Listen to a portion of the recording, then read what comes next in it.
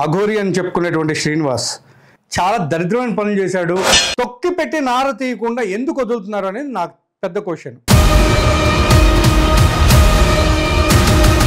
అఘోరి అని చెప్పుకునేటువంటి శ్రీనివాస్ చేసినటువంటి కార్యకలాపాలు ఏవైతే ఉన్నాయో ఒక కుటుంబానికి కడుపు కోత మిగిల్చింది.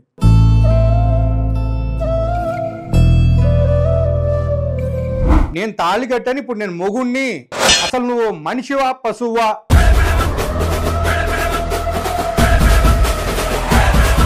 అధర్మాన్ని ఎక్కువగా ప్రేరేపించడానికి మొదలుపెట్టావు, కానీ నువ్వు ఏదైతే చేస్తున్నావో అదే నీకు తిరిగి వస్తుంది ఒకరోజు.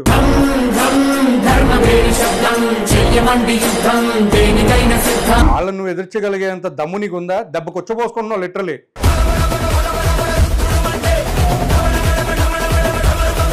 అఘోరి ఎక్కడున్నా ఈ రోజు మళ్ళీ తెలుగు రాష్ట్రంలో అడుగు పెడితే బొక్కలు చూరాలు అయిపోతాయి.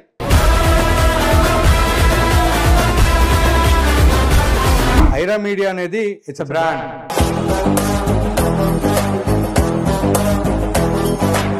హాయ్, హలో, నమస్తే. నేను మీ యాంకర్ నాగేంద్రని. Welcome to Aira media. ఈరోజు నేను మీ ముందుకు రావడానికి గల మెయిన్ రీజన్ వల్ల అఘోరి అని చెప్పుకునేటువంటి శ్రీనివాస్ చాలా దరిద్రమైన పనులు చేశాడు అని చెప్పేసి ఈ మధ్య వెలుగులోకి రావడం జరిగింది. కానీ దానికి ముందు కూడా వచ్చినాయి, కానీ దాన్ని ఎవరు పట్టించుకోలేదు. ఏంటంటే అఘోరి అనే వాళ్ళకి ఇది భారతదేశం కాబట్టి ఒక ప్రత్యేకమైన స్థానం ఉంది. దాన్ని ఆసరాగా తీసుకుని నేను సనాతన ధర్మాన్ని నిలబెట్టడానికి వచ్చినటువంటి ఒక అఘోరిని, హిందూ అనే ప్రతి ఒక్కరికి కూడా నేను ఆప్తుణ్ణి అన్నట్టు మాట్లాడిన అఘోరి ఈరోజు అదే అఘోరి చేసినటువంటి పనులు చూస్తే ఒక కుటుంబానికి కడుపు కోత మిగిల్చింది. వాళ్ళు ఎంతో అల్లారి ముద్దుగా పెంచుకున్నటువంటి ఒక ఆడపిల్లని ఈరోజు వశీకరించి ఆ మనిషితో పాటు తీసుకుని వెళ్ళిపోవడం జరిగింది. అండ్ పెళ్ళంట, అఘోరాలకి పెళ్ళి అనేది ఉంటుందని కూడా నాకు ఈ మనిషిని చూస్తేనే అర్థమైంది. ఏమనంటే ఆ పిల్ల కూడా చాలా వరకు నా నల్ల బంగారం అని చెప్తుంది ఆవిడ.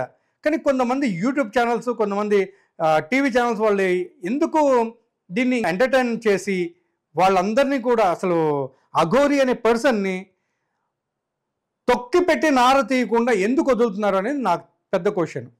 ఎందుకంటే అఘోరి అని చెప్పుకునేటువంటి శ్రీనివాస్ చేసినటువంటి కార్యకలాపాలు ఏవైతే ఉన్నాయో ఇవి క్షమించరానివి.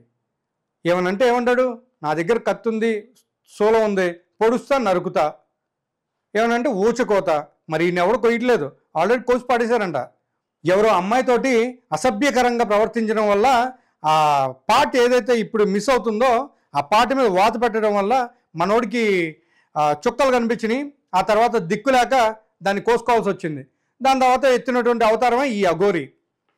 సో మనోడు ఏమనంటే నేను ఇంత నిష్ఠగా ఉంటా, అంత నిష్ఠగా ఉంటా మాట్లాడాడు. కానీ మరి ఈరోజు ఒక తల్లి కడుపు కోత నీకు కనిపించట్లేదా? ఆడపిల్లను రక్షించడానికి వచ్చాయని చెప్పాడు. కానీ అదే ఆడపిల్లలతోటి ఫ్లటింగ్. ఈ శ్రీనివాస్ అనే అఘోరి దగ్గరికి ఇద్దరు లేడీ యాంకర్స్ అవడం జరిగింది. ఆ ఇద్దరు లేడీ యాంకర్స్లో ఒక లేడీ యాంకర్ ఎదురుకుండా కూర్చోగానే నువ్వు చాలా అందగత్తవి, నేను చూస్తేనే నేను ఫిదా అయిపోతున్నాను అని చెప్పేసి మాట్లాడడం.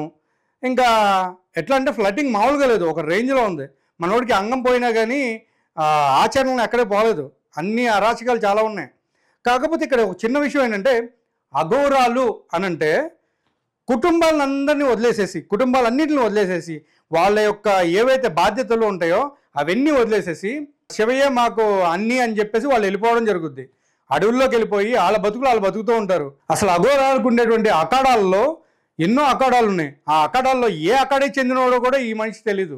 అట్లాంటిది అసలు వీళ్ళకు ఉండేటువంటి నియమ నిబంధనలు ఏదైతే ఉన్నాయో అవన్నీ కూడా ఈ మనిషి దగ్గర ఎక్కడ కూడా కనిపించట్లే. ఏమనంటే పుర్రెలు వేసుకుని కారులో తిరిగాడు, పోనీ అది కూడా కాదురా అంటే ఇప్పుడు అమ్మాయిని వేసుకుని తిరుగుతున్నాడు.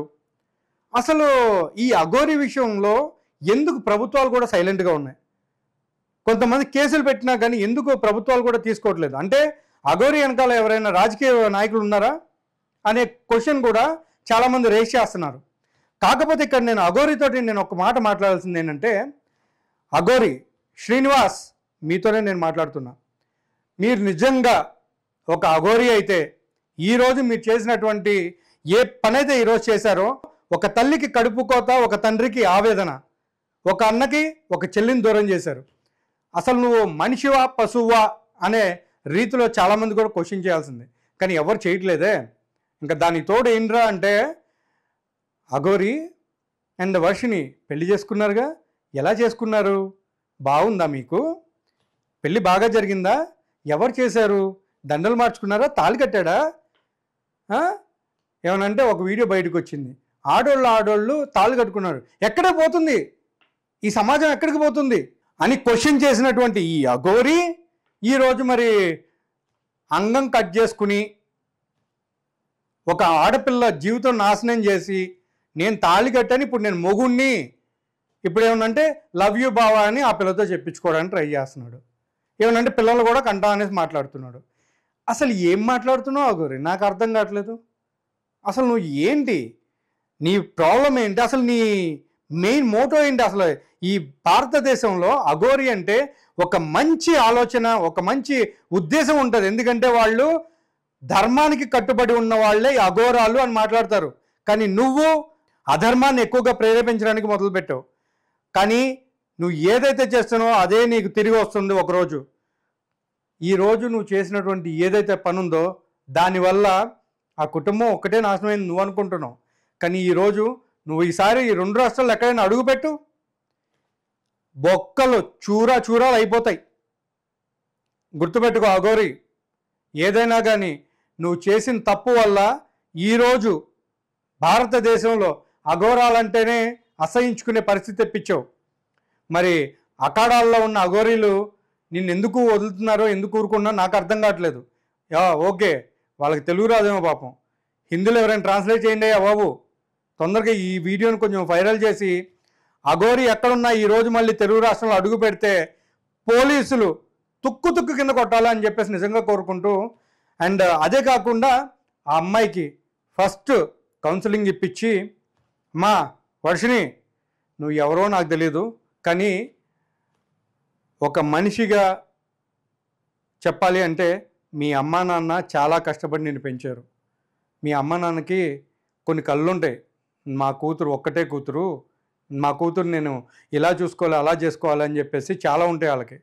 ఆ కోరికలు నాశనం చేస్తావు. ఇంకా చివరికి అఘోరాలు అండ్ అఘోరీలు వీళ్ళ పరిస్థితి ఏంటనేది పక్కకు పెడితే, ఈ అఘోరాకు మాత్రం దేతడి పోషమ్మ గుడి ఒకరోజు ఉంటుంది, అందులో ఎలాంటి డౌట్ లేదు. కానీ నేను మళ్ళీ చెప్తున్నా అఘోరి, నువ్వు అఘోరి అనేసి మాట్లాడుతున్నావు కానీ ట్రాన్స్జెండర్ అని చెప్పేసి ఎంతోమంది ట్రాన్స్జెండర్లు బయటకు వచ్చి నీ యొక్క నిజస్వరూపాన్ని బయటపెడుతున్నారు వాళ్ళు. మరి వాళ్ళను నువ్వు ఎదుర్చగలిగేంత దమ్ము నీకు ఉందా? దెబ్బ కొచ్చపోసుకుంటున్నావు లిటరలీ, అది కూడా ఎట్లా పోసుకున్నావు నాకు తెలియదు అనుకో, అది వేరే సంగతి. ఎనీవే, వాళ్ళని చూస్తే చాలు దెబ్బకు ఫోన్లు కట్టు, నువ్వు ఆమె ఫట్టు, వేరే ఎక్కడ కంటికి కూడా కనిపించేది లేదు మనం. సో నేను చెప్పేదల్లా ఒకటే, ఈ అఘోరి ఎక్కడైనా కనిపించిందంటే ఫస్ట్ పట్టుకుని ముడ్డి పలకొట్టండి, అంతమించి వేరే ఏం లేదు. ఆ తర్వాత ఏమైనా చేయాలనుకుంటే పోలీసులకు అప్పచెప్పండి. కానీ ఆ అమ్మాయిని మాత్రం ఒకసారి కుదిరితే వాళ్ళ అమ్మా నాన్న దగ్గర తీసుకెళ్ళండి. వాళ్ళ అమ్మా నాన్న దగ్గర తీసుకెళ్ళిన తర్వాత ఒక్కసారి రీకౌన్సిల్ ఇప్పించి అమ్మాయితోటి ఎవరైనా పెద్దవాళ్ళు మాట్లాడితే ఇంకా బాగుంటుంది అనేది మా యొక్క ఐరా మీడియా తరఫున నేను ఒక యాంకర్గా కోరుకుంటున్నాను.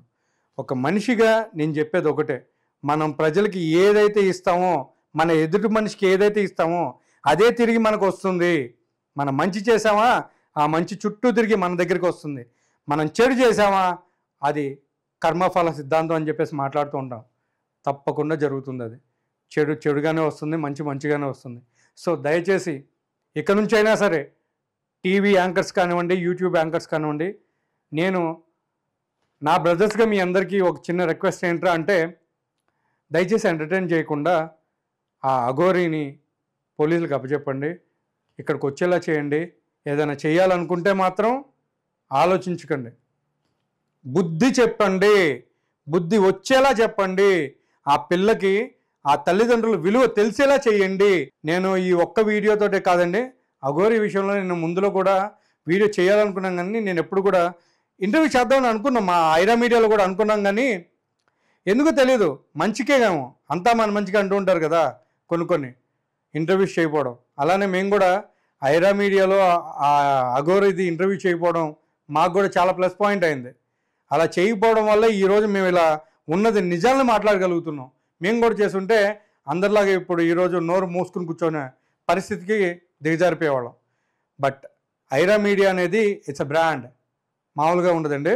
ఎందుకంటే ఐరా మీడియాలో వచ్చే ఏ ఇంటర్వ్యూ అయినా, ఏ వీడియో అయినా కానీ నిజం ఉంటేనే వస్తుంది. అది నిజం నిలకడగా తెలుస్తుంది మీ అందరికీ.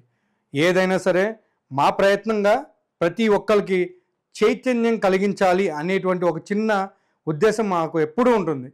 సో దాని ప్రకారమే మేము వీడియోస్ చేస్తూ ఉంటాం. సో మీకు మరిన్ని వీడియోస్ తోటి మేము ముందుకు వస్తూ ఉంటాను. మీ యాంకర్ నాగేంద్ర. Thank you.